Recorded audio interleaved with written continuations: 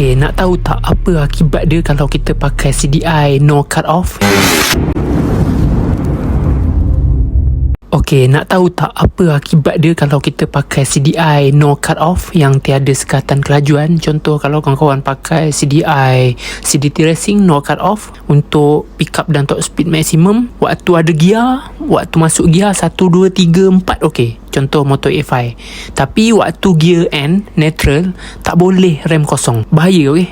Memang power CDI CDT Racing ni memang api, memang kuat, memang no cut off. Jadi kalau untuk bawa laju pick up dan top speed masa ada gear okey, tapi kalau tak ada gear free neutral tak boleh. Kalau buat juga rem kosong kan, out throttle pula, apa akan jadi? Macam ni, tengok video ni Ken CDT share kan, supaya kawan berhati-hati.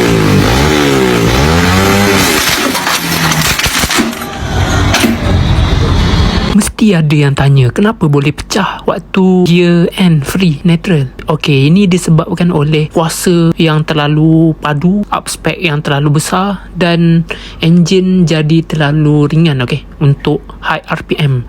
Jadi kuasa yang dihasilkan yang terlalu power dan padu tu tak dapat dialihkan kepada gear. Contoh kalau kita masuk gear, kita pulas tu, power tu dia akan tarik kita punya beban, berat badan kita, beban motor, okey.